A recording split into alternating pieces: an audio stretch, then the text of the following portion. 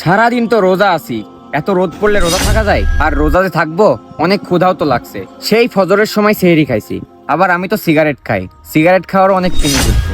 কি যে করি কিছুই বুঝতে পারছি না। রোজা কি ভেঙেই ফেলবো? যাই, রোজাটা ভেঙেই ফেলি। আর আশেপাশেও তো কেউই নাই যে দেখতে পাবে, কি আশেপাশে তো কেউই নাই, তাই সিগারেটটা জ্বালাই। এ হুজুর, এই কি করছেন আপনি এখানে? কই কই কিছু করছি না তো। আপনি কি কিছু দেখেছেন? দেখেছেন মানে? আপনার হাতে রমজান মাসে সিগারেট কিসের? সিগারেট? এটা তো আমি এখানে পড়ে পেলাম।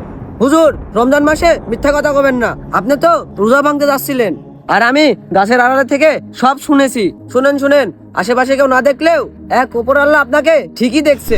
আপনি যদি হুজুর হয়ে যদি এগুলো করে বেড়ান, তাহলে আর লোক কি করবে? তাই হুজুর, মানুষ দেখানো রোজা না করে আল্লাহর জন্য রোজা করেন, তাহলে আল্লাহ তাআলা আপনার উপর অনেক খুশি হবেন। হ্যাঁ ভাই, আমি আমার ভুলটা বুঝতে পেরেছি। হে আল্লাহ, আপনি আমাকে ক্ষমা করে দেন।